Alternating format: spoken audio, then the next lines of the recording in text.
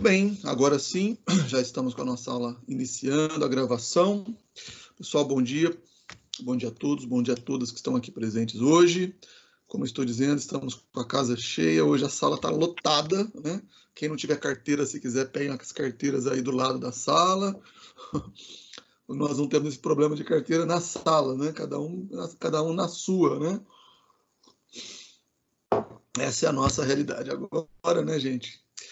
E é isso aí. Bem, pessoal, vamos dar sequência na nossa linha, nas nossas aulas de direito penal.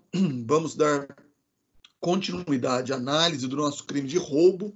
Vou começar aqui antes de começar a exibir os slides, né? E estamos hoje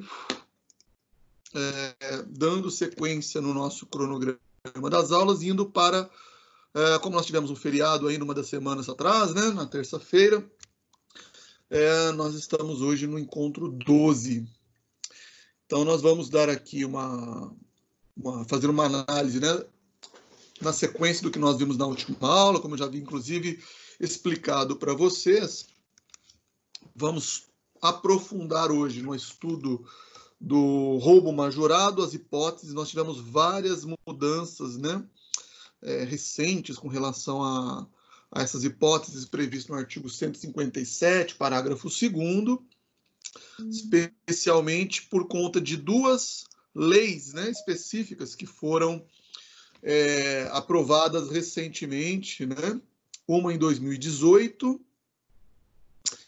e depois no finalzinho de 2019, que foi o famoso pacote anticrime, né? Foi a menina dos olhos do agora ex-ministro, né, Sérgio Moro, ex-juiz, ex-ministro, né, ele que capitaneou aí, basicamente, né, a aprovação do chamado pacote anticrime, né, foi aprovado no finalzinho de 2018, isso provocou várias mudanças do que nós vamos falar hoje. Então, primeira aula de direito penal que eu vou dar, né, nesse semestre, claro, primeira turma, né, que eu vou mencionar essas mudanças, né, tendo em vista o fato de terem sido recentes, né, para vocês terem uma ideia. Esse pacote anticrime ele foi aprovado no finalzinho de 2019, né, dezembro de 2019, e só entrou em vigor em janeiro de 2020. Nós vamos entender aí os impactos, né, que essas mudanças trouxeram aí para essas previsões relacionadas ao crime de roubo, especificamente, né? Depois virão outras, né? Terão outras mudanças aí em outros crimes, especificamente, pela frente, né? A lei anticrime, o pacote anticrime aí, ele não, vamos dizer assim, ele basicamente ele não trouxe, né, crimes novos ou previsões novas. O que ele trouxe foram mudanças, né, alterações. Segundo a própria lei, ela buscou aprimorar, né, tanto o Código Penal quanto o Código de Processo Penal, inserindo mudanças pontuais, né, em relação a essas previsões que já existiam, né, tanto no Código Penal quanto no Código de Processo Penal, questões relacionadas à prisão, alguma coisa do tipo, a inserção daquela hipótese do juiz de garantias, né? Algumas questões que nós vamos ver, outras não, né, por enquanto, mas que ao longo aí dos próximos semestres serão importantes serem analisados, né, por conta dos impactos que ainda serão gerados, as mudanças que serão geradas em relação a essas modificações, né, que vieram. Agora estamos em 30 alunos, né? Muito bom. Isso aí. Tem que anotar aqui para depois passar para a coordenação. Quantidade de alunos. Então, hoje nós ficaremos com essa análise, né, das hipóteses dessas mudanças que vieram, né, para o Código Penal em relação ao roubo majorado. Tenho falado isso, né, na última aula, né? Nós vimos, de um modo geral, as hipóteses mais genéricas, né, do crime de roubo. E depois eu disse, nós primeiro analisaríamos, né, as hipóteses de causas de aumento do roubo, né, o chamado roubo majorado, e são essas hipóteses que nós veremos agora, e na sequência é que viriam, né, as hipóteses legais, né, dos tipos penais previstos com relação às qualificadoras, né? Eu sempre estou alertando vocês a não confundirem, né? Causa de aumento, roubo majorado com roubo qualificado, né? É muito comum a gente ver essas confusões, né? Às vezes a gente pega lá um artigo na internet, ou às vezes sai nos jornais, porque o roubo qualificado, né? Enfim, quando você vai analisar especificamente, né? Tecnicamente, o que a gente vai ver na notícia, na verdade, o que está sendo ali tratado é o roubo majorado, né? São as hipóteses de majoração, as hipóteses de aumento. Eu estou verificando aqui, deixa eu só conferir. Eu tinha falado, né, na última aula que o nosso material ele vai precisar de uma atualização. Eu vou ainda preparar isso para vocês, né? E só estou conferindo aqui se o meu código está atualizado. Peraí, porque senão eu vou ter que ficar lendo pela internet. Roubo, extorsão. Aqui. Esse meu código aqui ele é de 2019. Então ele não tem as hipóteses do pacote anticrime. Mas tudo bem, eu já separei aqui o material. Não tem problema não, tá? Aqui só tá as mudanças de 2018 mesmo.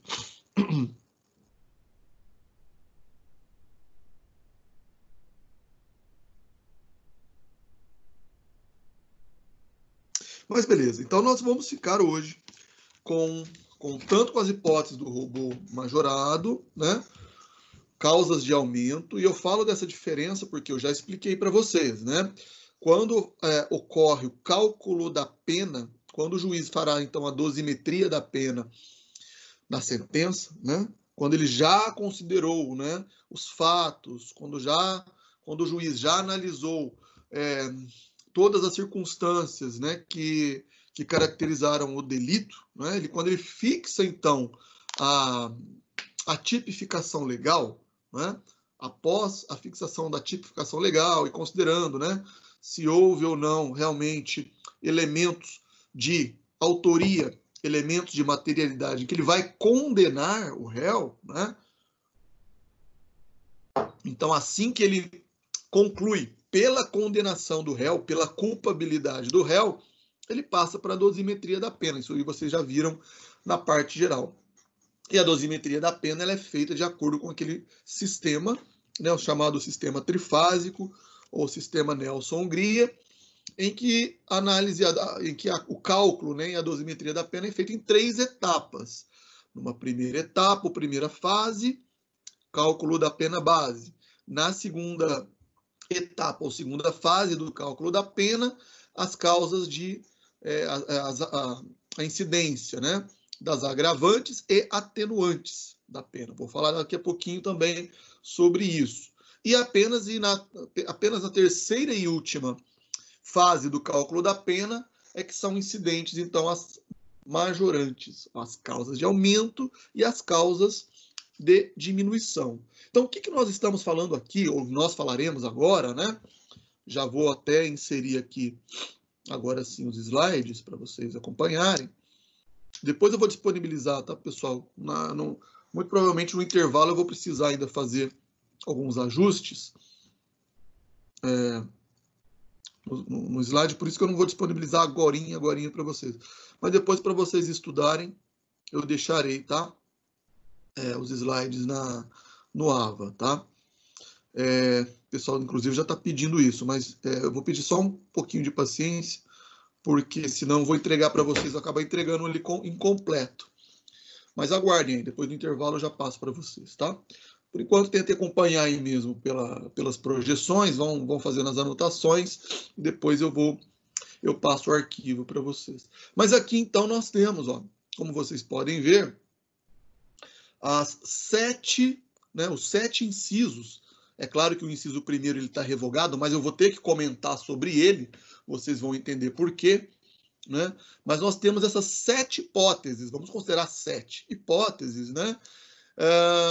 Em que existem aí as causas de aumento de pena. Então, olha só, roubo majorado, né? O que nós vamos analisar aqui hoje de forma mais aprofundada são cada uma dessas circunstâncias, né? Ou seja, circunstâncias que geram aumento da pena, né, em relação ao roubo. Por isso que eu estou dizendo para vocês, quando o juiz, na sentença criminal, né, ele chega no ponto de fazer o cálculo da pena, significa que, primeiro, ele já identificou os fatos, né, ele já fundamentou toda a sua decisão com base nos fatos que foram apresentados na denúncia, com a confrontação, né, que esses fatos foram feitos com as provas durante o processo, no decorrer do processo, né, a perícia, oitiva das testemunhas, né, o próprio interrogatório do réu, que na verdade é mais um meio de defesa do que um meio de prova, né, confrontando também com todos os argumentos e fatos trazidos pela defesa. Beleza. Então, o juiz, ele chega à conclusão de que há materialidade, né? Ou seja, existem todos os elementos do tipo e existem também provas da autoria, né? Ou seja, o réu, aquele indivíduo lá que está sendo acusado do crime de roubo, foi ele mesmo o autor daquele crime, né? Pois bem, então ele já está condenado, né? Vamos considerar então que foram constatados todos os elementos, foram analisados todos os fatos, o réu já está condenado e as circunstâncias daquele roubo já foram definidas, né? Emprego de arma, como nós veremos aqui. Houve emprego de arma? Qual tipo de arma? Era arma branca? Era arma de fogo? Era um pedaço de pau? Uma pedra? Isso é arma? Isso não é arma, né? Então, são esses os aspectos que a gente precisa analisar. Houve explosivo? Ele estava sozinho? Tinha mais de uma ou mais pessoas, né? Ele manteve alguém como refém? Então, todas essas circunstâncias já têm que estar devidamente descritas na acusação, devidamente provadas. Se estiverem devidamente provadas, é que o juiz fará o cálculo da pena, né? A pena base do roubo, a pena base, né, que está prevista lá no artigo 157 para o crime de roubo, tanto próprio quanto impróprio, isso nós vimos, né, na aula passada, né, aquela diferença do roubo próprio ou roubo impróprio, se a violência foi empregada antes ou depois, se foi violência real ou violência ou violência parada, né, que nós vimos na aula passada, me fugiu agora o termo. Então, a pena base que está prevista lá no caput do artigo 157, ela varia de 4 a 10 anos. Então, na primeira fase, ele já se fixa, né? Normalmente, o juiz coloca a pena mínima, né? Dependendo claro, se vai haver ou não circunstâncias do artigo 59, né, do Código Penal, ele só considera aquelas circunstâncias judiciais para fixação da pena base, mas ela vai variar de 4 a 10 anos, né? E aí, sim, ele vai analisar se houve hipóteses de agravante ou atenuante na segunda fase, e só então, né, na terceira etapa do cálculo da pena, é que ele vai então chegar aqui neste ponto que nós então passaremos a verificar cada uma dessas circunstâncias, né? Se nós tivermos qualquer uma dessas hipóteses do parágrafo 2º, como vocês já podem ver aí, vai haver um aumento de 1/3 até a metade. Claro que isso vai ser também ponderado pelo juiz, né? Se o aumento vai ser no mínimo, se o aumento vai ser no máximo, de acordo, claro, com as circunstâncias do delito. Por isso, então, vou reforçar, né? Nós estamos aqui diante de majorantes, então esse 1/3 ou essa metade, aí, claro, ou de 1/3 até a metade, né? Que o juiz vai avaliar, elas vão incidir sobre a pena base, dos 4 a 8 anos, como eu acabei de falar, né? Quando nós formos, então, lá na frente ainda, depois, né, provavelmente depois do intervalo, quando formos falar do roubo qualificado, né, que aí sim seria as hipóteses, né, de latrocínio ou quando há lesão corporal grave, né, e aí vai depender se é só uma lesão grave ou se houve morte do agente. Aí sim muda completamente, porque a pena base muda, né? Já não é uma pena mínima de 4 anos, né? De 4 a 10 anos, né? Não, aí já vai ser uma pena mínima de 7 a 18 anos. Então, isso se for lesão corporal grave, né? A pena mínima de 7, pena máxima de 18 anos. De 18 anos, isso mesmo. Isso a pena base, para depois o juiz verificar se vai ter agravantes e atenuantes, depois verificar se ainda haverá, eventualmente, alguma hipótese de aumento ou diminuição.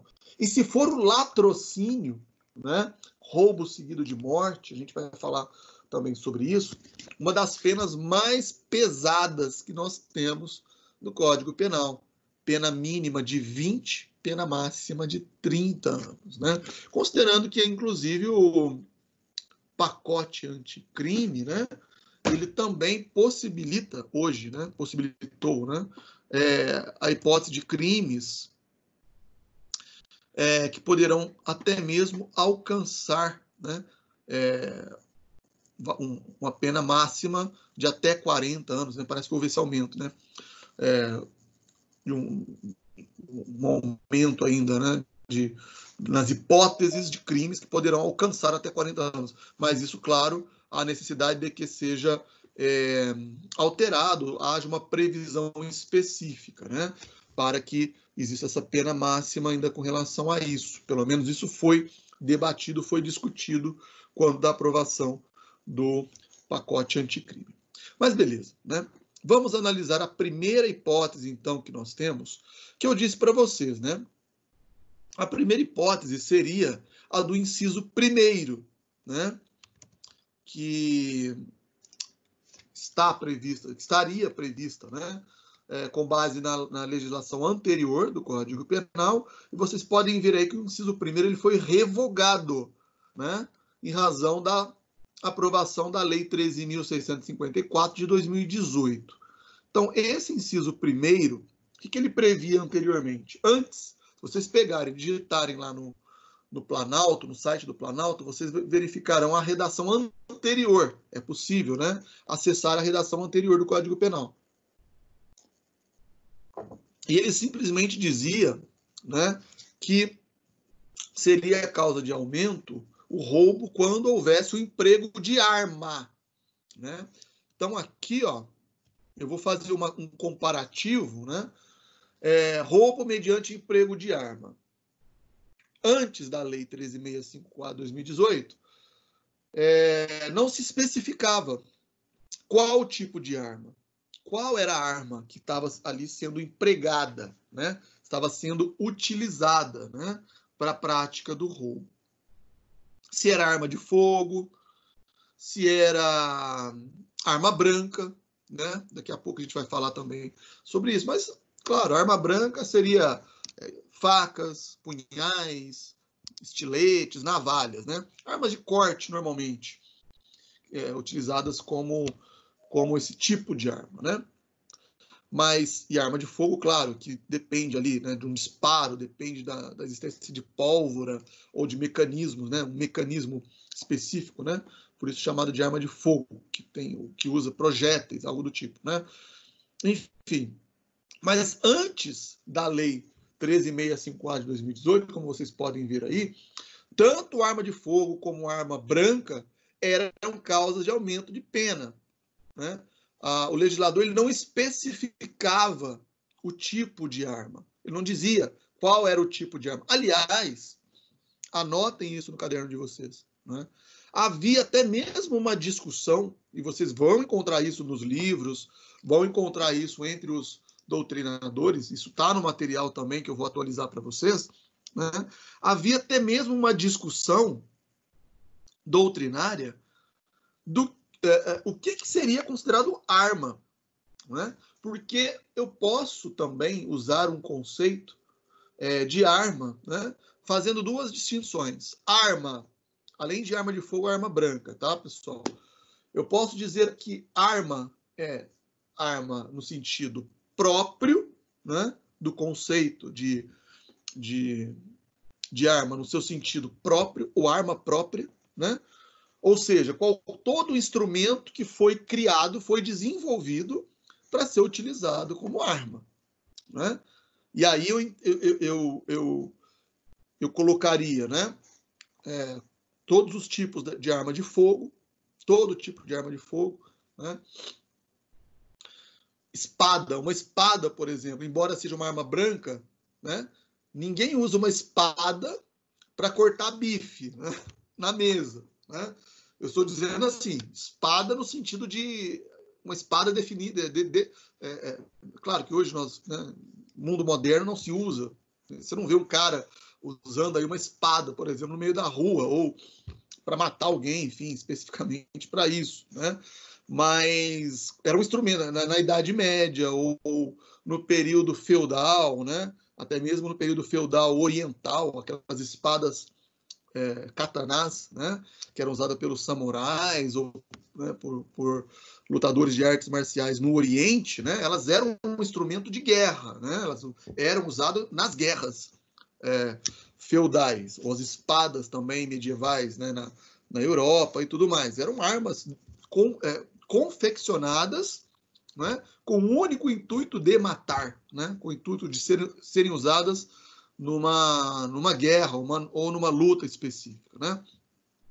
Então, arma no seu sentido próprio seria, né, qualquer instrumento destinado a isso, né, a ferir, a atingir um determinado indivíduo e, obviamente, feri-lo, né, ou matá-lo, obviamente, né?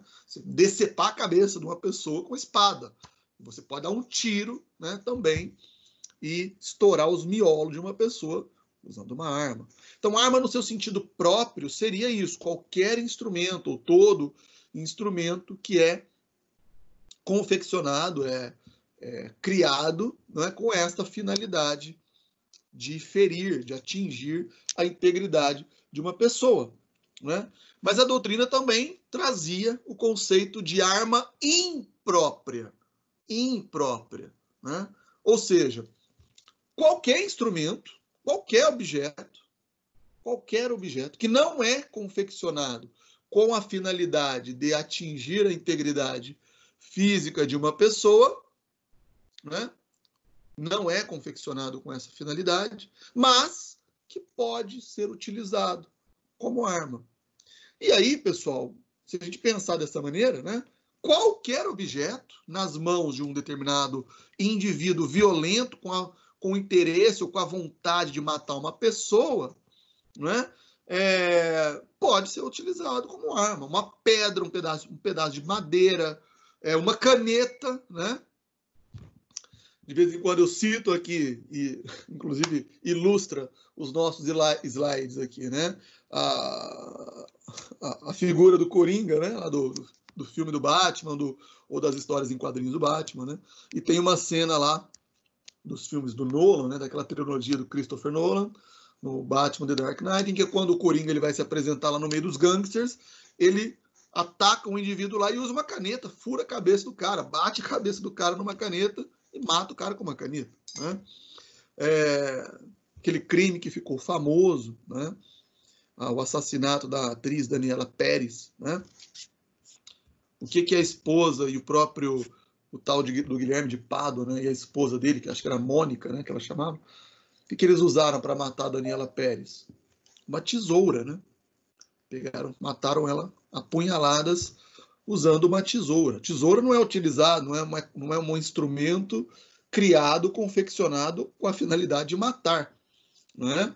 Não, é usado, enfim, né, por, sei lá, para fazer artesanato, para fazer costuras, né?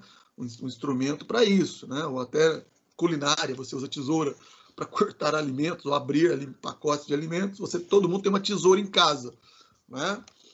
Mas é um instrumento pontiagudo, né? Um instrumento que pode perfurar tanto um objeto, quanto tecido humano, quanto um órgão humano, né?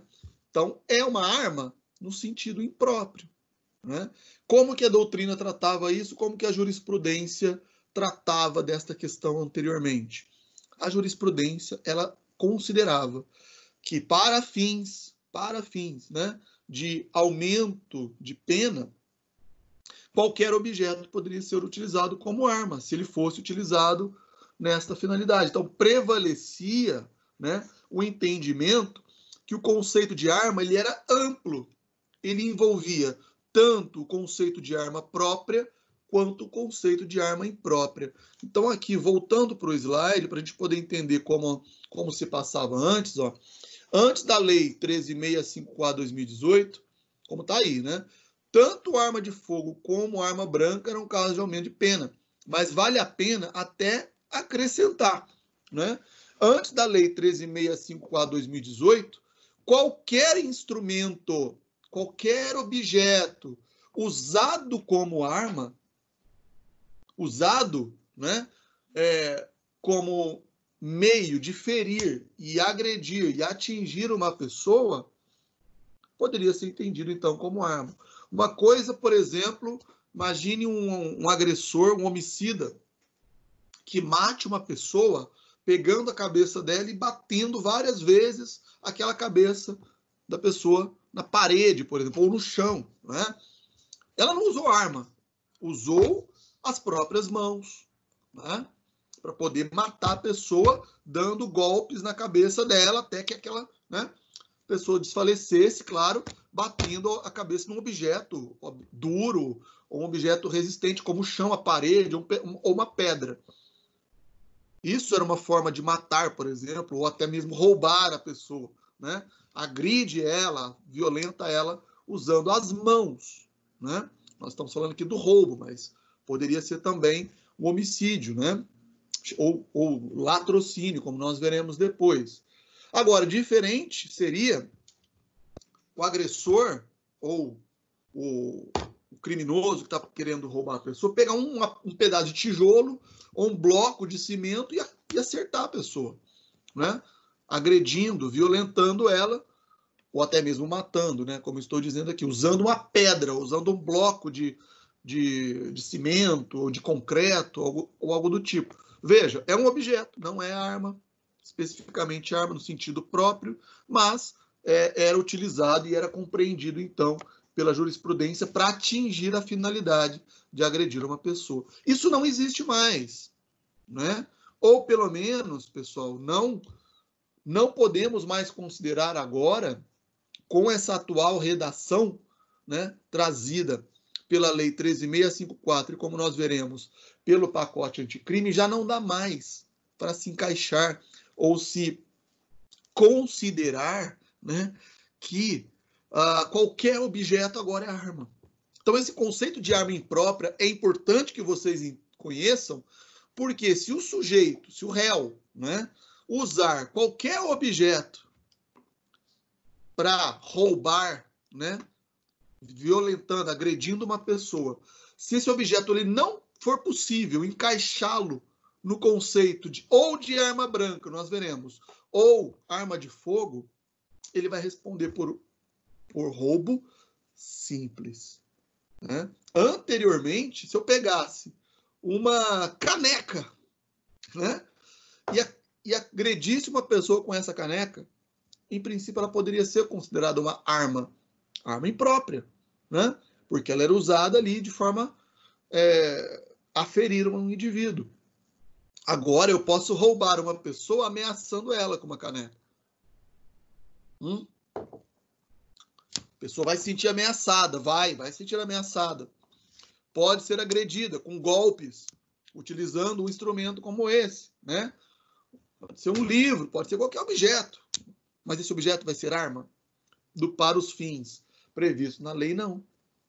Porque o inciso primeiro foi revogado, né? E os demais incisos que trazem a menção à arma, eles já são específicos. Ou ele fala arma de fogo, ou ele fala em arma branca. E com relação a isso, nós teremos também uma diferença, inclusive uma sucessão de diferenças, porque primeiro nós tivemos a Lei 13.654/2018 e depois nós veremos, nós tivemos então o pacote anticrime. Então, para resumir, como vocês estão vendo agora de novo o slide, o que nós temos aí, né? Atualmente, o que nós temos de acordo com as modificações que vieram para o Código Penal, né? Só vou considerar arma se ela for de fogo, né? Para ter a causa de aumento, né? E com base na 13.654 de 2018, nem a arma branca era causa de aumento. Isso aqui até 2019, depois vai entrar 2019, né? Na verdade, eu acho que esse quadrinho ficaria melhor. Vou colocar, até vou mudar aqui, pessoal, rapidinho. Acho que vai ficar mais claro, porque senão vocês podem confundir aqui, ó. Quer ver? Atualmente, ou não vou colocar atualmente não, vou colocar assim, ó, até, caramba, até o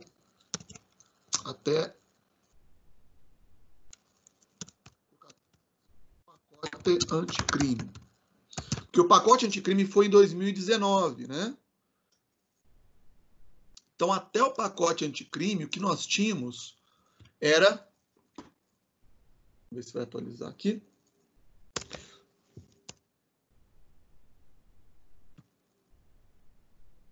Não mudou?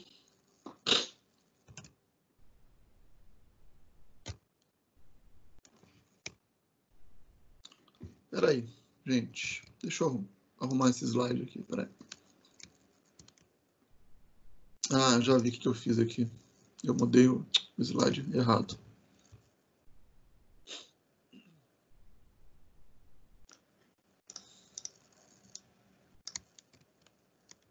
Oh, meu Deus, caramba. Até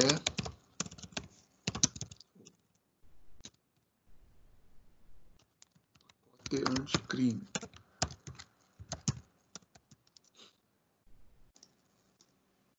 Aí, agora vai. Porque se eu colocar atualmente, né, se ficasse atualmente como estava do jeito anterior, vocês iam acabar confundindo, porque atualmente tem que considerar o pacote anticrime. Então, o que nós tínhamos era, antes da Lei 13.654/2018, todo tipo de arma. Após o pacote anticrime, deixa eu voltar aqui.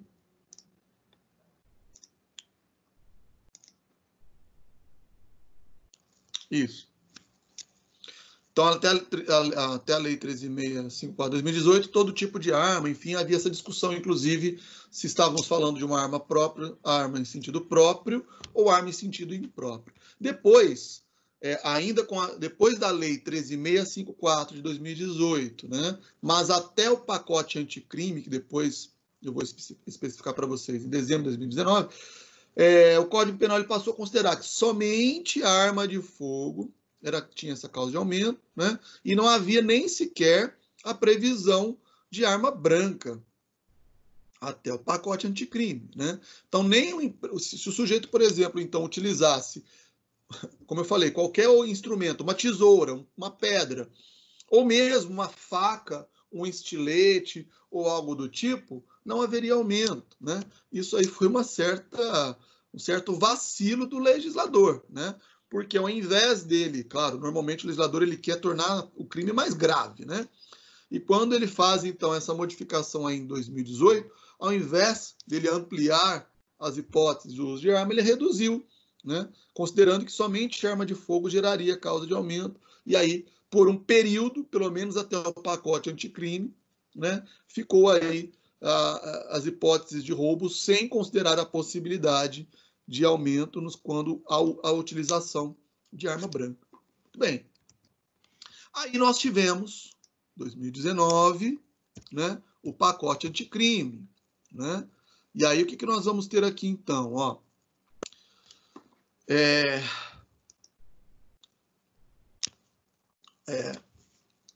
Com o pacote anticrime, o legislador ele passa a fazer uma diferença em arma de fogo e arma branca. Então, vamos por partes aqui. Ó. Aquela ideia, né, de que o indivíduo ele pode usar qualquer instrumento, isso aí já encerrou. Né? Não se discute mais, né, se nós estamos diante de uma arma no sentido próprio ou sentido impróprio. Tem que ser ou arma de fogo ou arma branca. Né?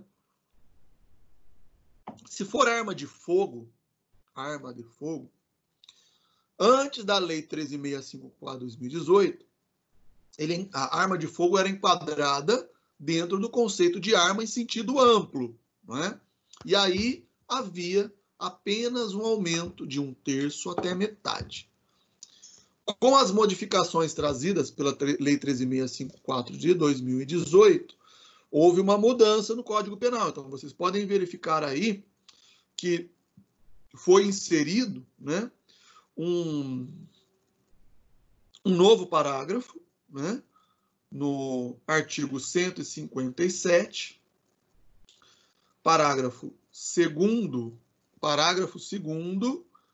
tracinho, letra B, né? Não, letra A, depois é que vem a letra B. Letra A, parágrafo 2º, tracinho A. É ali que vai estar previsto, então, o uso de arma de fogo e aumento, que antes era de 1/3 até metade, passou a ser de 2/3. Então, o que essa lei trouxe, na verdade, foi considerar que o uso de arma de fogo, né, para diferenciar do uso de arma branca, que foi inserido depois com o pacote anticrime, passa a ter um aumento maior. Né? E aí, outro tipo de arma que passou a ser considerado, então, agora sim, atualmente, né, com o pacote anticrime, foram as armas brancas, que antes da Lei 13.654/2018 também ficavam, né, como enquadradas dentro daquele conceito amplo de arma. Né? Mas observem aqui um detalhezinho. Ó. Observe aqui um detalhe. Eu preciso avaliar, né, a arma branca no roubo antes da Lei 13.654 de 2018, né? Antes de 2018. Depois houve um intervalo entre a Lei 13.654 de 2018 e o pacote anticrime, que é a Lei 13.964 de 2019. Perceba que houve aí um lapso, uma lacuna de tempo. Ó. Por isso que eu coloquei aqui no quadrinho. Ó. Era causa de aumento de pena de 1/3 até a metade. Isso na redação, vamos dizer assim, anterior a 2018. Depois de 2018, ela já não passou a ter nem causa de aumento. Arma branca, não havia previsão.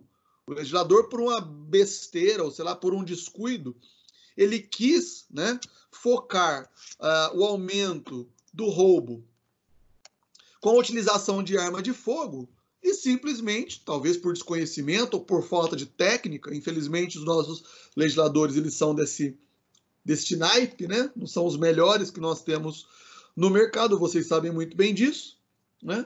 Ou por desconhecimento, por falta de técnica, seja lá qual for o motivo, por descuido, ele achando, né, que ia lá aumentar, ia tornar mais grave o roubo quando utiliza de arma de fogo, ele simplesmente, por um lapso, como eu disse, ou por um descuido, por uma falta de técnica, ele acabou deixando de lado as armas brancas, que antes eram consideradas armas em sentido amplo, e com essa mudança da Lei 13.654 de 2018, ele fez essa lambança aí, só previu a hipótese de arma de fogo e ficou sem previsão as hipóteses que o roubo é praticado, por exemplo, com uma faca, com um estilete, com uma espada, com um punhal, algo do tipo.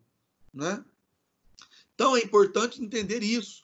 De 2018 a 2019, um lapso aí nesse período de tempo, imagine, pessoal, os indivíduos que foram pegos, que foram capturados, roubando usando uma faca, passaram a ser enquadrados como roubo simples.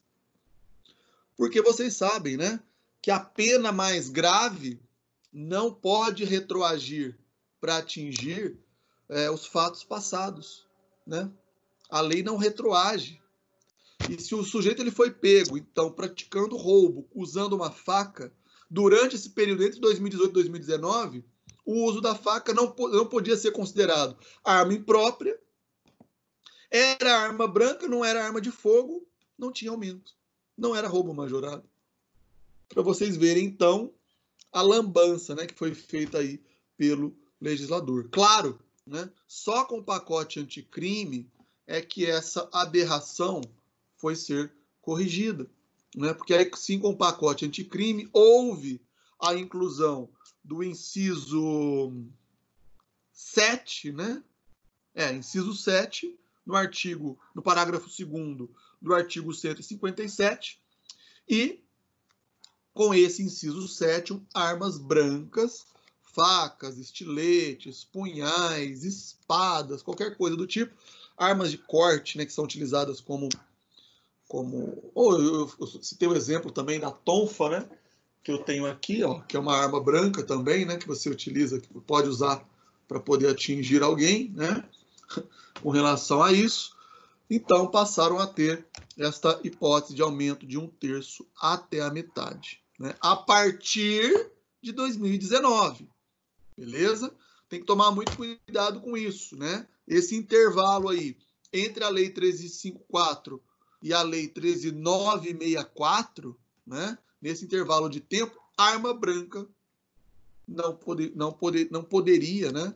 Ou não pôde mais ser utilizada como causa de aumento. Entenderam? Se alguém tiver depois alguma dificuldade em entender essa sucessão de leis, né? Vocês perguntem, né? Porque é importante entender como que se passou, como que houve essas mudanças, né? Então nós temos que pegar primeiro o Código Penal, como que ele era antes de 2018. Eu vou resumir a 2018 para não ficar toda hora falando o número da lei, né? Mas antes de 2018, arma. Não havia especificação se era arma de fogo ou arma branca, arma. E nem se era arma própria nem arma imprópria. A jurisprudência entendia que, inclusive, poderia ser qualquer objeto utilizado como arma imprópria. Em 2018, Lei 13.654, o legislador deu essa escorregada aí, né? E só passou a considerar roubo majorado se houvesse o uso de arma de fogo. Ele simplesmente ou esqueceu, ou emburreceu, né? ou sei lá, de propósito, vai saber qual o motivo, né? Simplesmente ignoraram que o conceito de arma de fogo excluía outras armas. E as armas brancas ficaram, então, abandonadas a partir de 2018.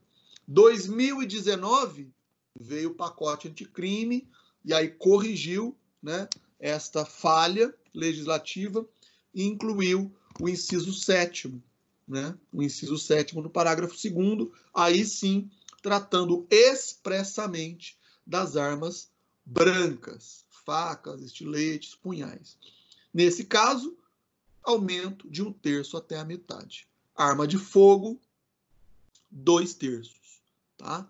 Então tem que saber, tem que ter um cuidado aí com relação a essa diferenciação. Aí se o sujeito usar uma tesoura, se o sujeito usar uma pedra para ameaçar um indivíduo, usar um pedaço de madeira ou, sei lá, qualquer outro objeto, neste caso, né, não é arma. Não vai ser considerado arma. Vai para o roubo simples. Tá bom, pessoal? É isso. Com relação à arma, é basicamente tudo isso. Ainda tem uma hipótese, ainda um pouco mais agravada, né, de um tipo específico de arma, que agora é isso aqui que vocês estão vendo, arma de uso restrito ou proibido, né? Então também foi uma modificação trazida pelo pacote anticrime, né? Também houve essa modificação aí. Ele acrescentou o parágrafo 2º, tracinho B, né? Dígito B, ou seja, houve aí mais uma hipótese de aumento, né, no artigo 157. Na verdade, ele considera que a pena será dobrada, né? Quando se tratar de arma de fogo, de uso restrito ou proibido, tá? Conceito de arma de fogo de uso restrito ou proibido está lá no Estatuto das Armas, né? Estatuto do Desarmamento, Estatuto das Armas, tá? Então é lá que está previsto isso. Antes de 2018, não tinha previsão nenhuma específica sobre arma de fogo de uso restrito, né? Até porque, como eu disse, antes de 2018 não havia nenhuma especificação, né, sobre tipo de arma, conceito de arma, né? Mas o pacote anticrime, então, trouxe esta modificação. Então, resumidamente, o que nós ficamos aqui, ó? Arma de fogo, aumento de 2/3, arma branca, aumento de 1/3. Arma de fogo de uso restrito, pena dobrada, tá certo? Se houver, então, a utilização de arma de fogo de uso restrito, pena dobrada. Cuidado, pessoal, imaginem que isso venha numa prova ou num exercício, né? Numa atividade, né? Vou dando a dica para vocês aí. Imagine que vem um caso para ser analisado, né? Em que o sujeito ele utilizou-se de uma tesoura, para roubar um indivíduo. E o roubo se deu em, sei lá, em junho de 2019.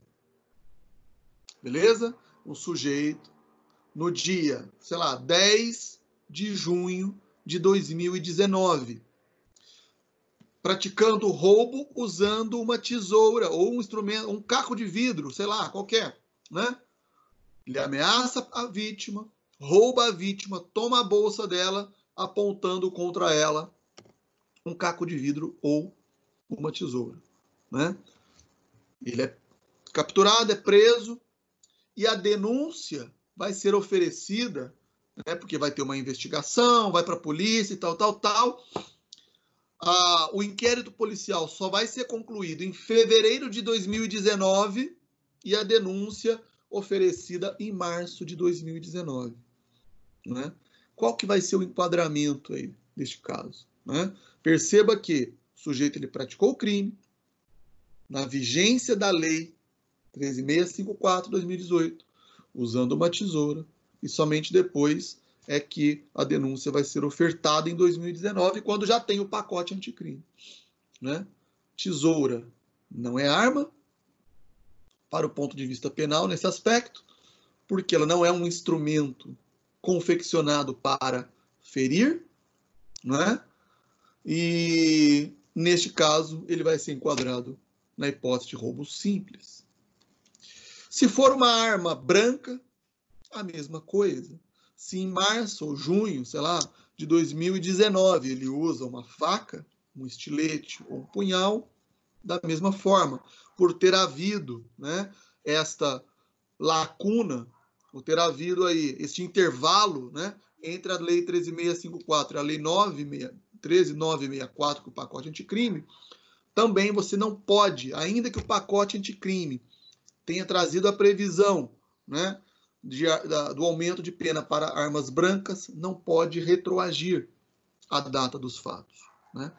No direito penal, o tempo do crime ele é definido como? Não é pelo resultado, né? Não é pela consumação. O tempo do crime é definido pela ação, pela atividade, pela ação ou omissão do agente. Né? Teoria da atividade. Se o agente ele praticou o delito, ele agiu, né, durante a vigência de uma lei menos gravosa ou de uma lei mais benéfica, a ele será aplicada a lei mais benéfica. Né?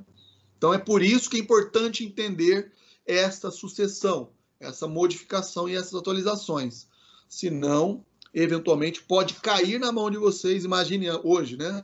Eu sou advogado, estamos em 2020, vou pegar um processo que justamente se passou aí durante esse período, né? Pode ser que em 2020 chegue aí às nossas mãos, um caso de um processo em que o fato ele se deu entre 2017, 2018, 2019, e foi aí rolando durante esse período, né? Inclusive, eu tenho um caso específico, né, de um caso aí de um cliente da Defensoria Pública, né, em que houve crime de roubo, né, durante esse período. Então, tem que fazer uma análise bastante cuidadosa com relação ao tipo de arma, como foi o emprego dessas armas durante esse período.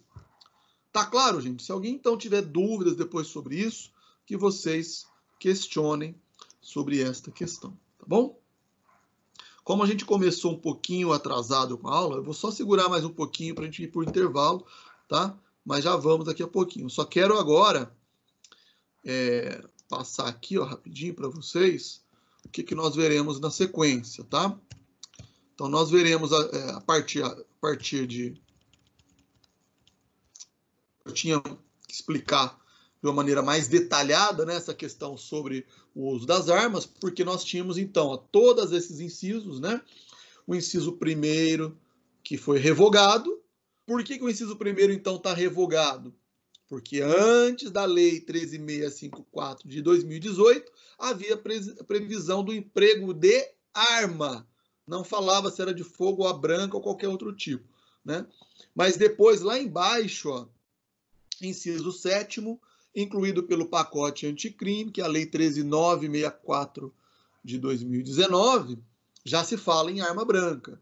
E depois, parágrafo 2º, dígito A, não está aqui, mas vocês podem verificar depois no Código Penal, fala-se em arma de fogo, tá bom? Então, os incisos que tratam e os parágrafos que tratam de arma de fogo, nós já fechamos. Não vou depois voltar aqui e ficar voltando na questão relacionada a isso. Vou falar só depois sobre o uso de explosivos, acessórios, algum... Então, nós vamos seguir na sequência, né? Agora, concurso de 2 ou mais pessoas. Depois, o roubo, quando é praticado contra uma vítima que está trabalhando nos serviços de transporte de valores. Depois, subtração de veículo automotor para outro estado. Quando mantém a vítima em seu poder, quando quando a vítima é rendida, né? E tem a sua liberdade restrita. E também o roubo quando ele decorre de... Né, quando há o roubo de substâncias explosivas ou tudo mais, porque isso vai ter uma repercussão, né, na forma como haverá depois na causa de aumento. Tá bom? Beleza, então vamos fazer uma pausa, pessoal, fazer um intervalinho aqui. São 9h30 agora, né? A gente volta em 15 minutos para a gente dar sequência. E se vocês tiverem alguma dúvida sobre todos esse desenrolar, sobre essas mudanças legislativas, né, com relação a emprego de arma, vocês na volta do intervalo, então, coloquem as dúvidas, beleza? Eu tento esclarecer e a gente faz a sequência. Então, daqui a pouquinho a gente volta.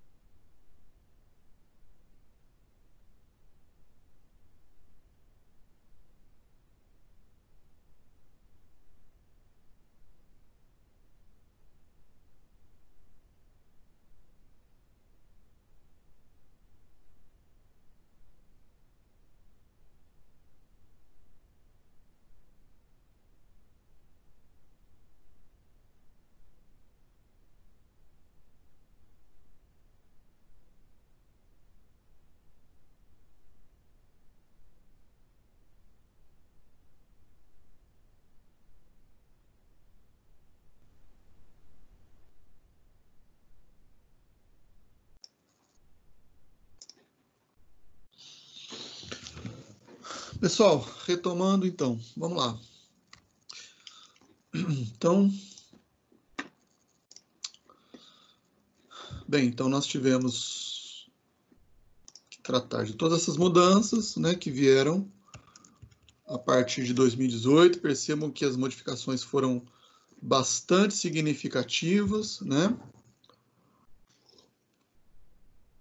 essa preocupação, claro, né, de se coibir, de se reprimir crimes, né, sobretudo quando há utilização de arma de fogo, né, de armas de um modo geral. Então, por conta de todas essas mudanças, a gente precisa entender, né, como que realmente agora ficou as previsões, ou ficaram, né, as previsões no âmbito do Código Penal, né, e eventualmente o que acontece, né, o que acontece quando essas mudanças, essas sucessões de leis, elas surgem, né. É importante dizer, pessoal, inclusive, que eu até tinha esquecido de falar isso, né, que quando essas modificações legais,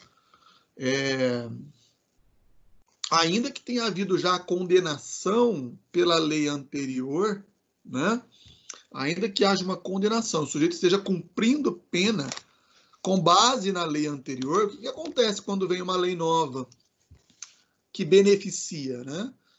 Afeta, inclusive, a execução, tá? Porque se houve diminuição ou se houve uma desconsideração em relação a essas hipóteses, né, que anteriormente eram consideradas mais graves, ainda que o sujeito esteja, né, cumprindo pena, já com trânsito em julgado, a pena, ou melhor, a pena ou a lei nova mais benéfica vai afetar, inclusive, a execução penal daquele indivíduo, né? Então nós temos a súmula do STF, né? Súmula 611, depois isso eu coloco também no material de vocês, ela determina, né, que nesses casos aí, mesmo já transitando em julgado, já estando o réu na fase de execução da pena, ele haverá de ser beneficiado, né? Então, se ele tinha uma pena X para cumprir, e essa pena X havia sido calculado com base na lei anterior, que era mais grave, o cálculo da pena vai ter que ser feito novamente, por exemplo, retirando, né, aquela porcentagem que gerou o aumento da pena, isso vai gerar uma redução da pena dele. Então, se ele já tiver cumprido em parte, já tiver cumprido parte da pena, né, com essa diminuição, inclusive ele pode receber eventualmente os benefícios, né, de progressão de regime e tudo mais, né? Então é importante entender isso também, que a lei mais benéfica, ela atinge, ela volta, né, ela retroage para beneficiar o réu, ainda que ele esteja na fase de execução, tá bom? Então ficou alguma dúvida, pessoal, sobre essas questões aí relacionadas ao uso de arma de fogo, arma branca, arma própria, arma imprópria, né? Essas mudanças que vieram com a Lei 13.654, com o pacote anticrime, 13.964, parecidos números, né? 13.654, 13.964, né? De 2018 e 2019. É isso. Nenhuma dúvida sobre o emprego de arma, né? Em relação ao roubo. Se tiver dúvidas, pessoal, vocês falam, tá? Assuma o microfone aí, porque nós vamos, então, dar sequência, né? E agora passar para o inciso segundo, né? Inciso segundo do artigo 157, parágrafo 2º, ainda dentro das hipóteses do roubo majorado. Então, o que vai dizer aí, né? O inciso segundo. Se há o concurso de 2 ou mais pessoas, ou seja, o roubo é um crime complexo, né? Nós já falamos sobre isso, é um crime complexo, ele envolve 2 ou mais bens jurídicos, né? É como se fosse a junção, né, de 2 tipos penais, né? O furto e violência, ou lesão corporal, ou mesmo a ameaça, grave ameaça, né? E não necessariamente há necessidade de que ele seja cometido, né, por mais de uma pessoa, né? Um indivíduo pode praticar o roubo, mas ele pode ser praticado por mais de um indivíduo, né? Pode ser que um sujeito segure a vítima, ou dois indivíduos, né, invadam lá uma residência, a mão armada, rendam as pessoas e cada um ali fica encarregado por uma tarefa, né? fique encarregado por uma conduta, né, na prática daquele crime. E o que a doutrina chama, né, essas hipóteses de crime que pode ou não ser cometido por duas ou mais pessoas, são chamados crimes acidentalmente coletivos. Então, se vocês, em algum momento, se depararem com essa expressão, né, crimes acidentalmente coletivos, são esses crimes que podem, né, tanto ser praticados por uma única pessoa ou mais de uma pessoa, né? Então, homicídio é um crime que pode ser praticado por uma ou mais pessoas, né? Estupro, o próprio furto, como nós vimos, só que no furto, né, concurso de duas ou mais pessoas gera qualificadora. Aqui no roubo gera aumento de pena, né? O que seria o contrário de um crime acidentalmente coletivo? Seriam, por exemplo, crimes necessariamente coletivos. Se nós pegarmos, por exemplo, o crime do artigo 288 do Código Penal, né? O que é o crime? O que prevê o artigo 288 do Código Penal? É o antigo crime de quadrilha ou bando, né? Que hoje é chamado de associação criminosa. Está lá previsto no artigo 288. Enquadrado nos crimes do título dos crimes contra a paz pública. Para haver quadrilha ou bando, para ser associação criminosa, o Código Penal ele prevê no mínimo 3 pessoas. Se tiver 2 pessoas, não é quadrilha, não é bando, não é associação. Então, um roubo praticado por 2 ou mais pessoas é roubo majorado por concurso de 2 ou mais pessoas, né? Vai haver uma causa de aumento pelo fato de que 2 pessoas praticando o roubo tornam, né, aquele crime um tanto quanto mais grave, né, mais perigoso para as vítimas e obviamente muito mais efetivo, né? Porque 2 comparsas ali, um auxiliando o outro na prática do roubo, isso faz com que o crime acabe se consumando, né, de uma maneira mais efetiva e, obviamente, mais grave, né? Porque se um sujeito já ameaça ou já viola, né, a integridade física da vítima, o que dirá de dois, né? De 2 indivíduos fazendo ou praticando violência e ameaça contra ele, né? Mas, então, eles são chamados de crime acidentalmente coletivo. Pode ser que exista uma associação, né, uma gangue, né, uma facção criminosa que só pratique roubos, né? E ali vai ter 4, 5, 6, 7, 20 integrantes formando aquela facção, formando aquele grupo, né, de criminosos, né? E aí sim, além dos crimes que cada um responderá individualmente, ainda é possível, né, que haja ali uma associação ou até mesmo uma organização, né?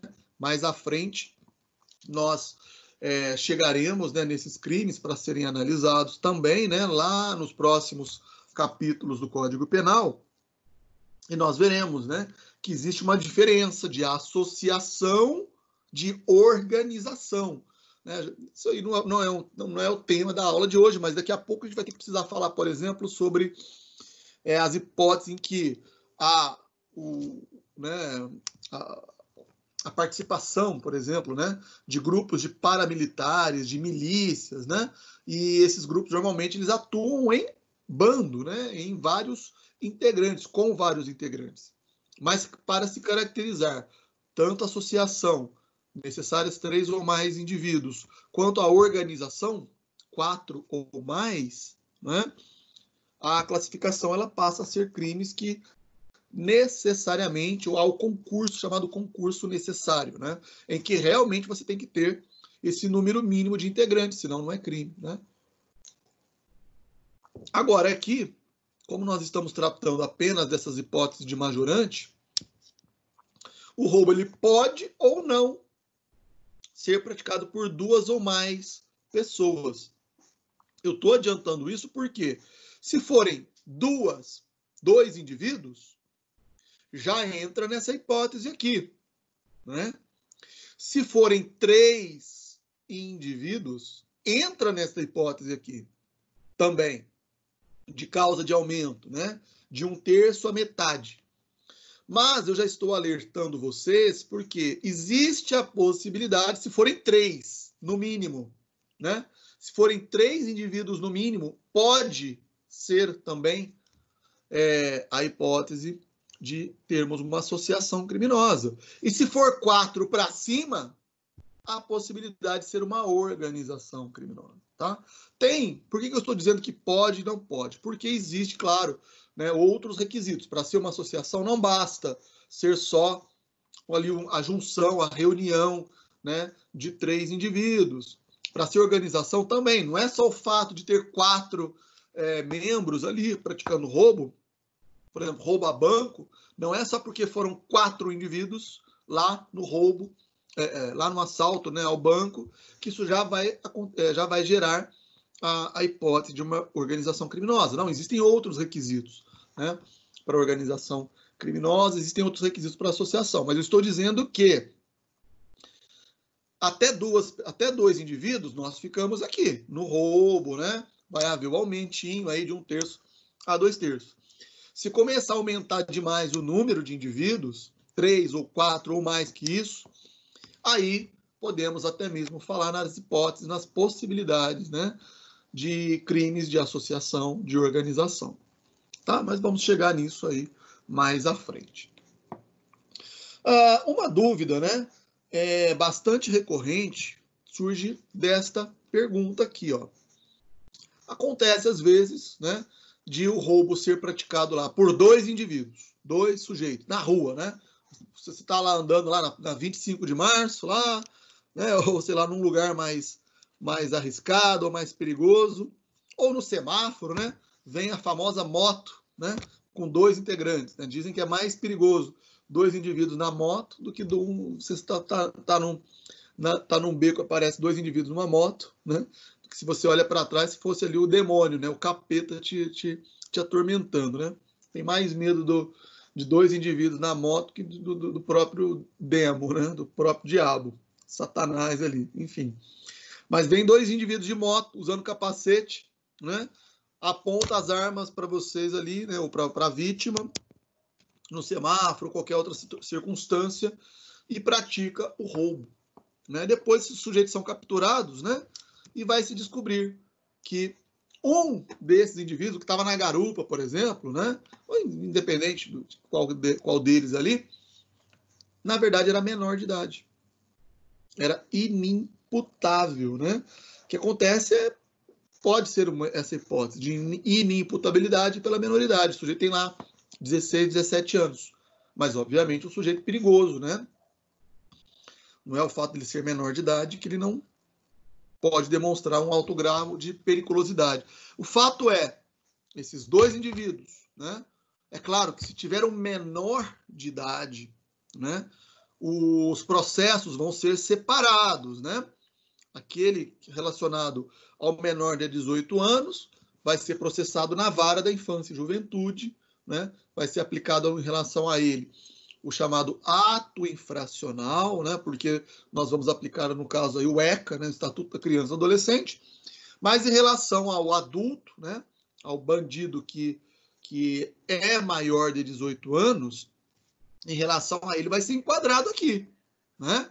Código Penal, roubo, pode ser com emprego de armas, pode inclusive acumular, né? As majorantes, emprego de arma, concurso de 2 ou mais pessoas. O fato é, vai contar ou não vai contar a presença desse indivíduo que é inimputável por ser menor de idade? Existem outras causas, né, pessoal, de inimputabilidade, né? Sujeito que tem algum tipo de deficiência mental, né? Aquelas hipóteses raras, né, que impossível seria de ser aplicado, né, aquelas hipóteses de embriaguez total, enfim, né, que geram a inimputabilidade, ou o sujeito que está agindo sobre algum tipo de coação, né, coação moral irresistível e tal, mas isso gera apenas justificantes do ponto de vista da culpabilidade, né? Mas a hipótese mais comum é essa, né? Um indivíduo que é menor de idade e, para fins de aplicação da causa de aumento, eu conto ou não conto, né? Então, vocês já podem considerar essa resposta aí no caderno de vocês, de que, ainda que seja um dos envolvidos inimputável, ele será, sim, contabilizado para poder conformar aí essa qualificador, essa majorante.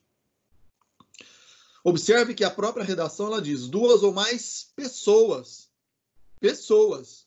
Não diz se são dois ou mais autores, né? Não especifica se são duas ou mais pessoas imputáveis ou inimputáveis, né? Ainda que seja um menor e inimputável, né? Um menor de idade, ainda que seja dessa maneira, a presença de dois indivíduos faz com que o crime ele se torne mais grave, né? E acabe, então, se tornando necessário aí que haja esta maior reprimenda por parte da lei, tá? Aqui, só para vocês terem uma ideia, uma jurisprudência, né? Julgada em 2011, é antiga, né? 2012, 2011, um HC foi de relatoria do Dias Toffoli, né? Inclusive deu entrevista ontem no Roda Viva, que atualmente ele é presidente do Supremo Tribunal Federal, né? E tá aí, ó, a participação do menor de idade pode ser considerada com o objetivo de caracterizar concurso de pessoas para fins de aplicação da causa de aumento de pena no crime de roubo. Isso chegou até o STF, olha, para vocês terem uma ideia, né? Gerou aí, então, essa jurisprudência no âmbito do STF. Precisou da jurisprudência manifestar, né, pessoal? Porque o próprio código ele não especifica, como eu disse, ele fala em pessoas, mas quais pessoas, né? Inclusive, então, inimputáveis, tá bom? Então, beleza, é isso. Próximo inciso, se a vítima está em serviço de transporte de valores e o agente conhece tal circunstância, né? Não precisava desse finalzinho, né? E o agente conhece tal circunstância, porque isso aí faz parte do dolo, né? É óbvio que no direito penal tudo tem que estar envolvido com o princípio, né, princípio de que não existe responsabilidade objetiva, né? No direito penal não existe responsabilidade objetiva, somente responsabilidade subjetiva. E para que haja responsabilidade subjetiva, todos os elementos do crime devem estar abarcados, devem estar, né,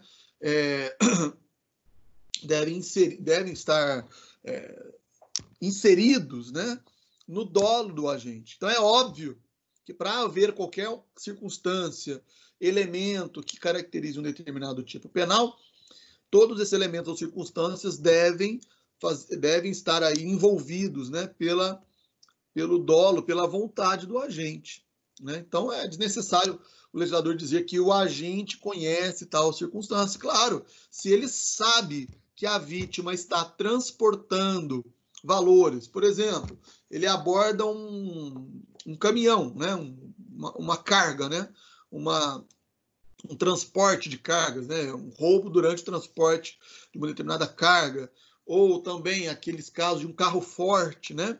Que você já visualiza aquele veículo, você já sabe que ele é destinado a transportar dinheiro, ou nós vamos ver como que se enquadra esse conceito de valores, e é óbvio que o sujeito ele já visa, né, esse tipo de vítima, porque ele sabe que o produto do roubo, o resultado que ele vai obter é mais ou menos garantido, né?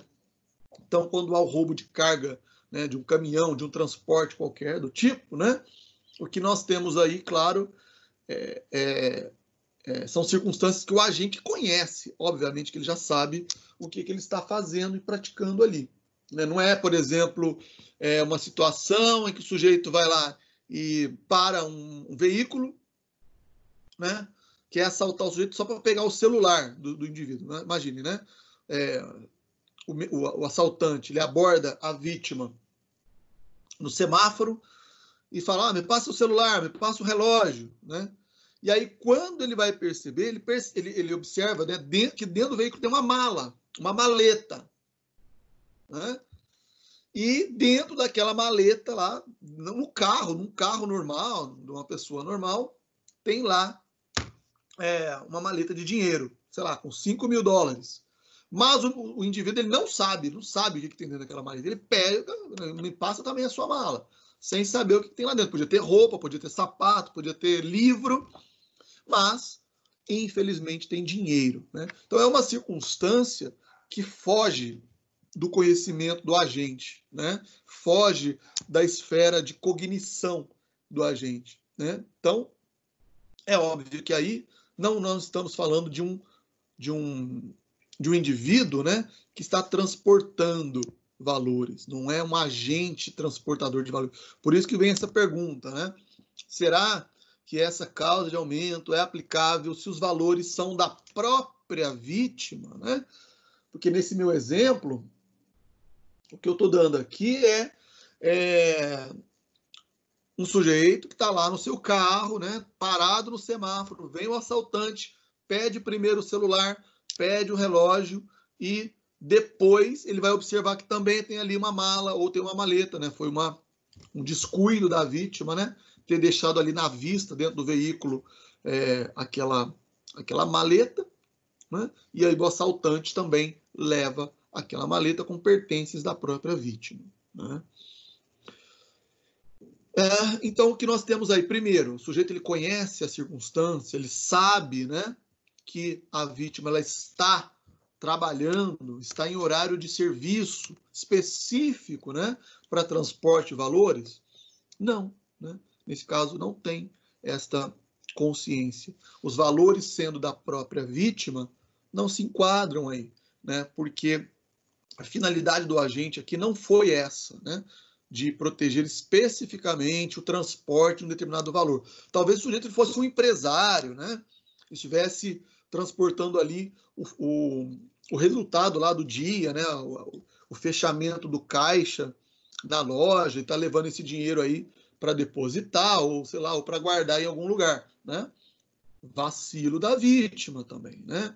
O ideal seria ele talvez contratar alguém para fazer isso, ou pelo menos não ser tão descuidado de deixar a maleta, né, ali no seu veículo. Mas o fato nem é esse, né? O fato é que este inciso especificamente ele é destinado, né, de uma maneira mais específica, né, de uma maneira mais própria para aqueles casos em que há o serviço próprio, né, de transporte de valores.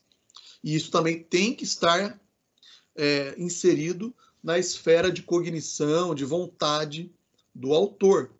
Ele tem que saber que está perseguindo especificamente, né, uma vítima destinada a transportar valores. E o que seriam valores, né? O que seriam esses valores especificamente, né? Nós estamos falando aqui de dinheiro, né? Objetos, né? Qualquer relacionado a isso. O que vem a ser valores? Pedras preciosas são valores, né? Objetos que vão ser depois vendidos, né? Só um minutinho aqui, pessoal, que o telefone está tocando.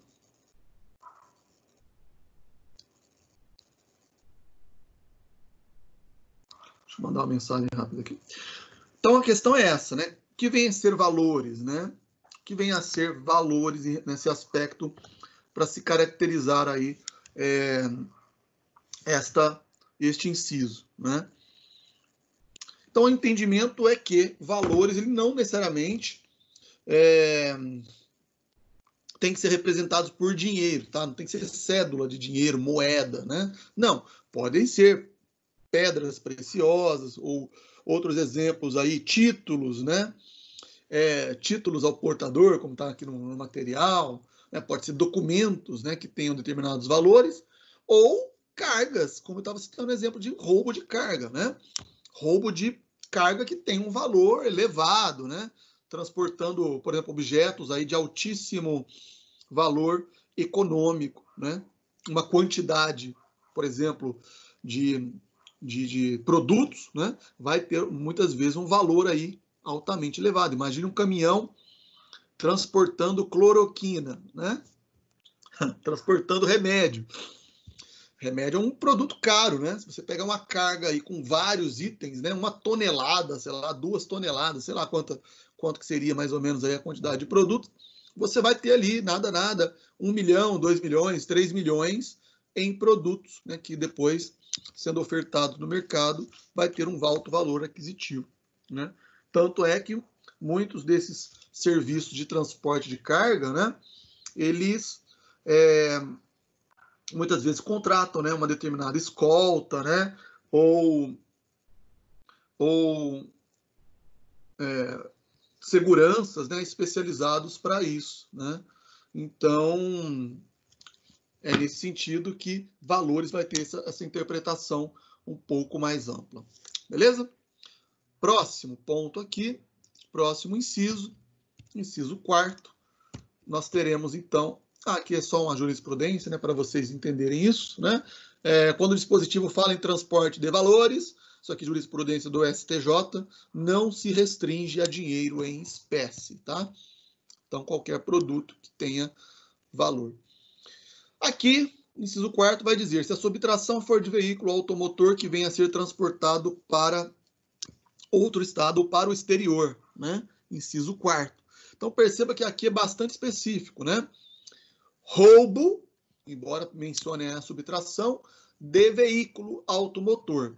Não se restringe apenas à coisa, né? Ao bem, você furtar, roubar um veículo, mas ainda é necessário que esse veículo ele seja deslocado, né? Seja transportado de um estado para outro. Isso aqui está querendo dizer, por exemplo, de São Paulo para Minas, de São Paulo para o Rio, ou, né, entre estados, né?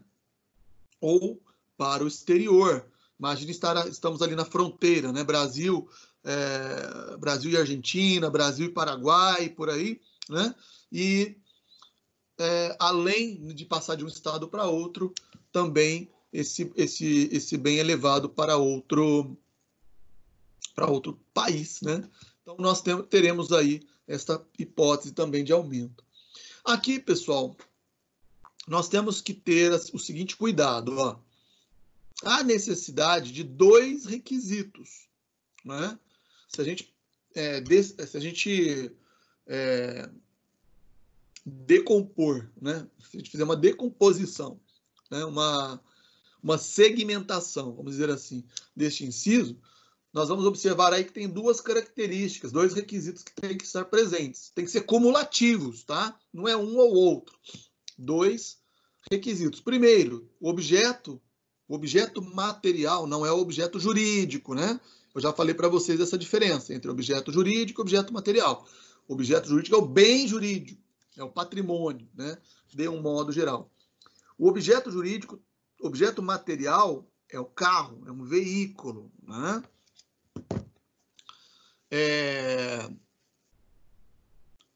Então, esse é o primeiro requisito. O segundo requisito é que não basta ser um veículo. Para haver a incidência da causa de aumento, tem que haver também o seu deslocamento, o seu transporte, né? Então, tem que ter essas 2 características, esses 2 requisitos aí, cumulativamente, necessariamente, ao mesmo tempo, para que haja caracterização da majorante, tá bom? Então, com relação a isso, nós teríamos essa observação aí. O que mais?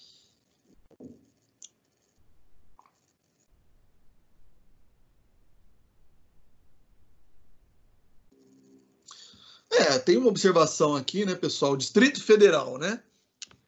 Distrito Federal, tecnicamente, ele não é o Estado, né?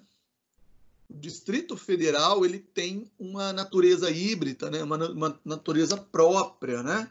Mas, vejam, será que se houver, né, o transporte de um veículo lá, por exemplo, o Distrito Federal fica dentro do estado do Goiás, né?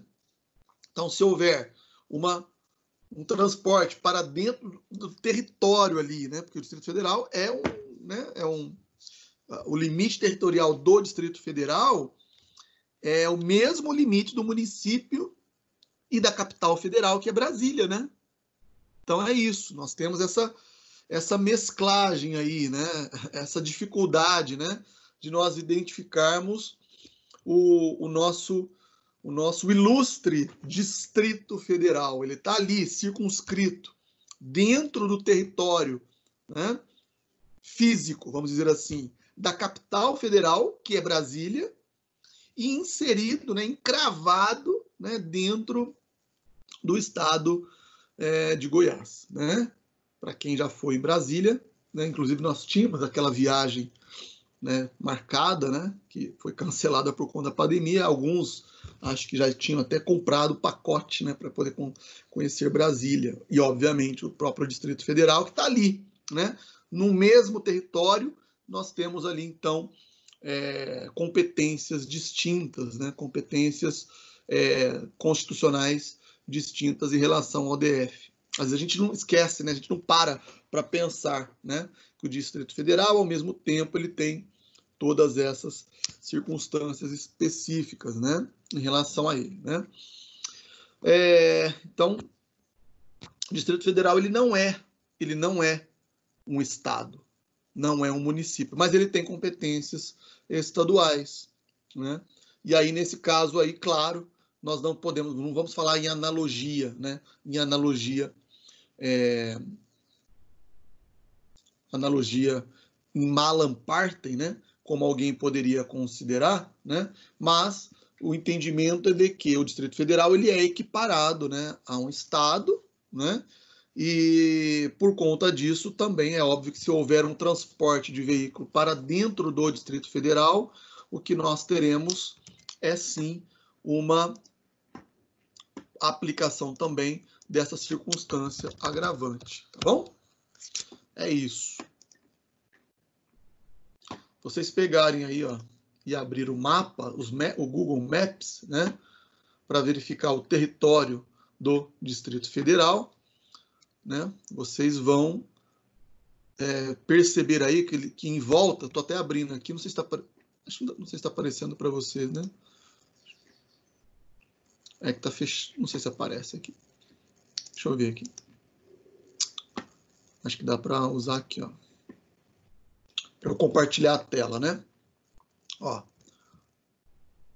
Digita Distrito Federal no Google Maps, ele mostra Brasília, né? Ó, mostra o território de Brasília, né? E aí, em volta dessa delimitação territorial, o que nós temos? Cidades aqui, né? Ao derredor, ó. Planaltina, Formosa, Valparaíso de Goiás, Lusiânia, né? Aqui, ó, Mimoso, Padre Bernardo, enfim, a capital Goiânia, né? Que está aqui também do lado, mais ou menos, né? Do lado, Goiânia, enfim.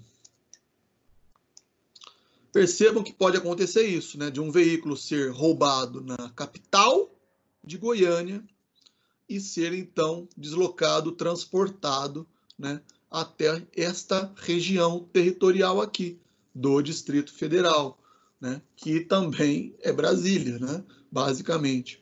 Tudo isso, ó, dentro do limite territorial do estado de Goiás, né, dentro do estado de Goiás. Então, por isso, às vezes, pode surgir essa dúvida, né, talvez essa controvérsia, né, vamos dizer assim, se você transportar um veículo de dentro de Goiás para dentro do Distrito Federal, né, se haveria ou não a incidência desta causa de aumento e, neste caso, o entendimento que se dá em relação a isso, né, é que pelo fato do Distrito Federal possuir também competências, né, competências estaduais, ele vai ser considerado, então, como se fosse um estado autônomo, né? E aí também vai haver essa hipótese de aumento, tá bom? Inciso 5º, se o agente mantém a vítima em seu poder, restringindo a sua liberdade, né? Aqui é só tomar cuidado para não confundir esse roubo majorado, né, em que a vítima é mantida como refém ou tem a sua liberdade restrita, com o sequestro, tá? Qual que é a distinção aqui, né? Muitas vezes o que vai mudar é a finalidade do agente, né?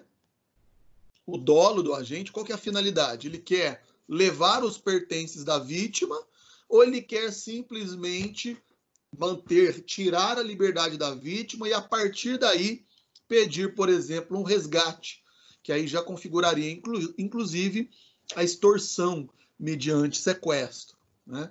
Aqui, ó, o agente ele mantém a vítima e normalmente é por um curto espaço de tempo, né? É por um curto espaço de tempo. Ele só pega a vítima, mantém ela como refém, como às vezes acontece, né? O sujeito entra numa loja, vai lá, anuncia o assalto, e aí chegam outras pessoas, ou mesmo a polícia, e aí o sujeito com medo de ser preso, ou tentando se livrar daquela situação, ele mantém a vítima ali presa, né? Com a sua liberdade restrita, né? E aí, então, ele, inclusive, passa, né, a ameaçar a vítima em circunstâncias como essa. Então, perceba que o período de tempo vai ser menos longo, né? Vai ser um período curto de tempo, e a finalidade do agente é garantir que o roubo se realize, se garanta, né? Muitas vezes pode até mesmo ser aí uma hipótese de roubo impróprio, né? Porque às vezes a violência vem depois, né? Mas é óbvio, né, que quanto mais tempo a vítima é mantida em poder do assaltante, quanto mais tempo ela é mantida com a sua liberdade restrita, né, pelo agente, mais risco ela corre, né? Mais grave se torna a situação, né? Outras pessoas acabam sendo colocadas em risco, né? E o trauma para a vítima, né, é muito maior, né? Muito maior. Uma coisa é você ali de inopino, né, de uma situação ali rápida, passa por aquela situação, você perde o celular, perde o relógio, perde o dinheiro, mas o sujeito vai embora, né? E te deixa lá com a vida, né? Com a sua saúde intacta. Outra coisa é você estar lá, né? Sobre a mira de uma arma, né? A todo momento sendo ameaçado, ou a pessoa entra na sua casa, amarra você, coloca dentro de um quarto, fica toda aquela situação de agressão, de ameaça, e aquilo vai se prolongando por horas, né? Estou querendo dizer que pode ser por horas. Tempo prolongado, pessoal, ele, claro, pode ser algo um tanto quanto relativo, né? Ou até mesmo flexível, essa ideia aí de tempo prolongado. O que é tempo prolongado? 1 hora, 2 horas, 3 horas, né? Então, tem que tomar aí um certo cuidado, porque só o lapso temporal, talvez, não seja suficiente para diferenciar esse roubo, essa modalidade de roubo majorado, com o sequestro, né? Mas é óbvio que é um indicativo para se considerar aí a diferença com relação a isso, né? O sequestro ele tem uma finalidade específica, que é simplesmente conter a liberdade da vítima. O roubo tem a finalidade de levar os bens ou os pertences dela, tá bom? Então tem essa distinção, né? Importante para ser feita aí.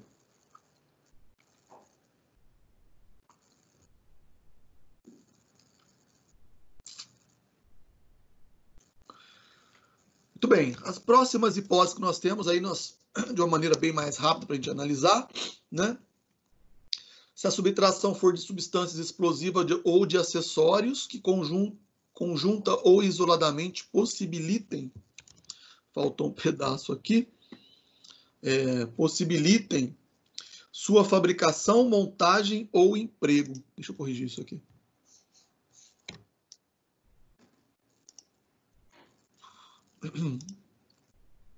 Ah, não, tá certo.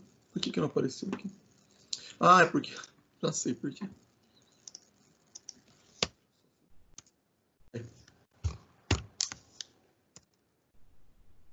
Então, o que vai tornar aqui o roubo mais grave, nesta hipótese, é apenas e tão somente o objeto material, né? O que torna, né, esse crime mais grave simplesmente é o fato de que o objeto, né, que está sendo visado pelo assaltante aqui, ou por quem pratica o roubo, é de substância explosiva, né? Um sujeito que entra, por exemplo, numa fábrica de explosivo, ou entra numa loja que vende explosivo, vende dinamite, por exemplo, né? E a finalidade dele é o quê? É furtar aquele explosivo. Ou, né, ele tem uma receita, vamos dizer assim, né? Ele tem lá uma receita de explosivo e ele furta, ele rouba, né? Objetos que são especificamente destinados a montar, né? Fabricar um determinado explosivo. Então, o legislador ele considerou aí necessário, né, que esta hipótese fosse considerada de um roubo majorado, tá bom? Depois, o que só ficaria aí para trás seria o emprego de arma, nós já falamos, né? O inciso 7º, emprego de arma branca, e os parágrafos 2º-A, né? Emprego de arma de fogo e rompimento de obstáculo, tá? Com relação a isso, basicamente nós já fizemos o comentário necessário, e aí nós passaríamos agora, então, já para caminharmos para o final da aula, pessoal, para a hipótese do roubo qualificado, né? O que nós temos aqui? Que entender quais são as hipóteses do roubo qualificado. São duas hipóteses, né? Lesão corporal grave faz com que a pena mínima passe de 7 a 18 anos. A pena mínima passe a 7 e a máxima a 18 anos.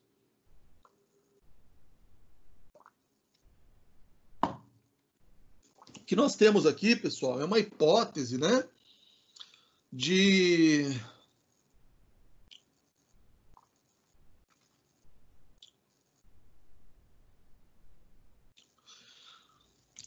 um crime de roubo, claro, né, que é agravado pelo resultado. Veja que o roubo ele é composto, já falei isso várias vezes, é um crime complexo, né? Ele é composto por dois tipos penais. O furto, né, somado à lesão corporal, ou a ameaça, né? Ou crime de ameaça. Quando eu junto furto com lesão corporal ou furto com ameaça, dessa junção eu gero roubo. O resultado desse roubo é que pode fazer com que ele se torne qualificado, porque a lesão já vai existir, né? A lesão à vítima ou a ameaça à vítima já vai existir para a caracterização do roubo. Agora, o tipo de lesão, o grau de lesão, a gravidade desta lesão torna o resultado pior, né, do que aquele previsto no caput. E por isso que nós teremos, então, essas duas hipóteses, a lesão corporal grave, e, obviamente, o que seria o mais grave de tudo, né, é que a lesão ela é tão grave que leva a vítima a óbito, mata a vítima. E aí nós temos, então, a hipótese do latrocínio, né, a hipótese que nós teremos aqui, né, de um dos crimes que é mais rechaçados, né, mais temidos pela sociedade e, obviamente, é tratado com bastante rigor, tanto pelas autoridades públicas quanto pela própria justiça, né? Em São Paulo, você pode pegar aí as decisões das câmaras criminais do Tribunal de Justiça e pode ver que as principais e as mais duras penas aí de condenações do sujeito são os casos de latrocínio, né, que é a morte da vítima durante o assalto, durante a prática de um determinado roubo, né? E a pena mínima é de 20 anos, né? Nem o homicídio mesmo, né? Que o sujeito vai para matar a vítima, né? Com a finalidade de matar a vítima, tem essa pena tão alta, né? Nem o homicídio qualificado, na verdade, porque o homicídio qualificado é de 12 a 30, né? O estupro de vulnerável de 15, começa com 15, né? Pena mínima de 15. O homicídio simples, 6 anos. Vejam só a comparação, né? Homicídio simples, 6 anos. Homicídio qualificado, 12 anos, pena mínima. Estupro de vulnerável, né? A pena mínima, se eu não me engano, é de 15 anos, né? Deixa eu só confirmar aqui, mas acho que é isso mesmo. Então, latrocínio aos olhos do legislador. Nossa, não, estupro de vulnerável é até menos do que eu estava pensando. 8 anos a pena mínima. Pena máxima 15 anos. Se houver morte, eu acho que se houver morte, estupro, quando há um estupro seguido de morte, e que a pena vai lá em cima. Aqui, ó. Estupro de vulnerável. Se resulta a morte, reclusão de 12 a 30. Então é 12 também, né? 12. Mas se houver morte, depois decorrendo estupro. Vejam só, tem crime mais repugnante do que o estupro de vulnerável. Um sujeito que pratica um pedófilo, que pratica o estupro, por exemplo, contra uma criança, contra um bebê, né? E acontecem essas aberrações.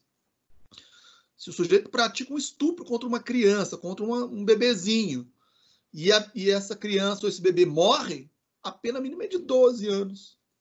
E aqui, se o sujeito roubar um celular com uso de arma, a arma dispara e mata a vítima, a pena mínima é de 20. Então, são as distorções, né? Que às vezes a gente percebe no Código Penal. Não estou dizendo, pessoal, que o latrocínio era para ser menos grave, não, tá? Que fique aí nos 20 a 30 anos, porque é grave, está matando uma pessoa para roubar, né? Mas eu acho que é estranho, porque quando você observa o estupro e observa o próprio homicídio, a pena está lá embaixo. Então, quer dizer que eu penso, né, que se o legislador fosse mais coerente, né, era para ele considerar, então, os outros crimes com a pena mais alta. Ou reduz aqui o latrocínio, acredito que o mais correto seria aumentar os demais crimes para que houvesse coerência, né, no mínimo, aí, com relação a isso, né? Mas eu sei que o nosso tempo aqui já está avançando, né? O que nós vamos ter aqui, basicamente, esquematizando aí, né, esses dois incisos, é isso, ó. Roubo qualificado pela lesão corporal de natureza grave de um lado, né? Inciso primeiro. Então, se da violência resulta lesão, vai ser uma reclusão de 7 a 15 anos. Não é crime hediondo. Cuidado, pessoal. Tá? Cuidado com essa hipótese aqui, ó. Não é porque o roubo é qualificado que ele é hediondo. É muito comum ocorrer essa confusão, porque muitas das vezes a gente associa roubo qualificado com latrocínio. Mas não pode esquecer que dentro da hipótese do roubo qualificado, eu tenho o roubo qualificado pela lesão corporal grave e o latrocínio. O pessoal está me chamando aqui rapidinho, tá? Deixa eu só verificar aqui, é da portaria. Só um minutinho.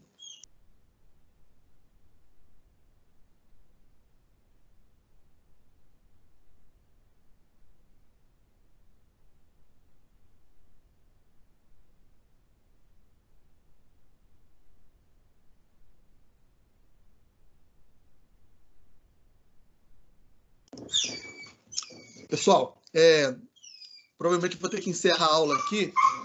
Vou ter que receber um técnico aqui da Vivo que vai trocar meu aparelho aqui da internet, né?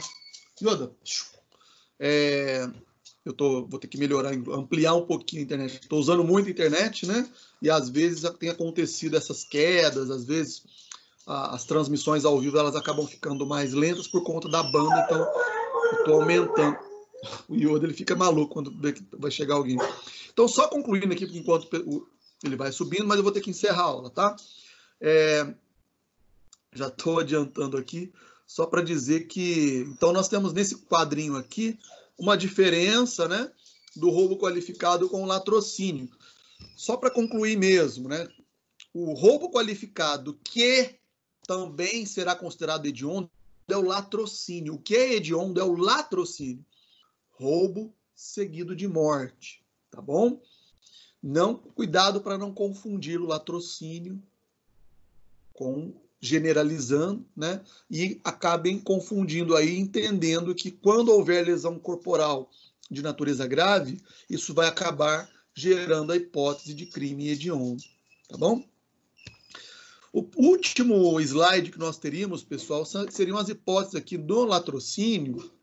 No latrocínio, somente com relação ao latrocínio, acho que seria um detalhe interessante para depois vocês analisarem com mais atenção, né?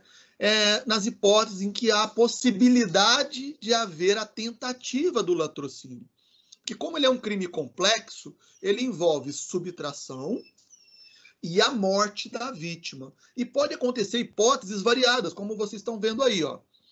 A subtração, ele rouba, ele leva o bem e mata a vítima. É óbvio que nós temos aí um latrocínio consumado. Mas se imagine que ele tente roubar, né? Ele está com a arma, tenta pegar a bolsa da vítima, tenta pegar o colar de pérolas que está no pescoço da vítima, né? O colar de pérolas, ele arrebenta na mão do agente e há o disparo da arma de fogo, matando a vítima e matando o seu marido, né? Que estava ali com ela, só sobra, infelizmente, o seu filhinho ali num beco, né? Em que o agente está praticando aquele crime. Quem é bom entendedor vai saber de qual referência que eu estou utilizando neste meu exemplo. Mas perceba que a subtração ela não vai ser consumada, porque o colar de pérolas ele vai se arrebentar e tal, e o sujeito vai embora sem levar nada. Mas fica lá a morte da vítima. Percebam que nessa hipótese aí, dessa última linha, nós temos uma subtração tentada e 2 mortes consumadas, da esposa e do marido. Só sobra lá o menininho, filho, né, desse casal aí, num beco de Gotham, né? Então nós teremos um latrocínio consumado. Agora, se houver consumação da subtração e apenas a tentativa da morte, infelizmente, o latrocínio não se consuma. Pessoal, então, acho que eu vou ter que encerrar a aula. O Yoda já está em polvorosa aqui, porque estou recebendo o técnico da Viu. Yoda! E só um minutinho, já volto aqui, pessoal. Deixa eu só ver se já chegou aqui rapidão, para eu me despedir de vocês. Só um minutinho aqui, pera. Ei! Calma aí, não chegou ainda não.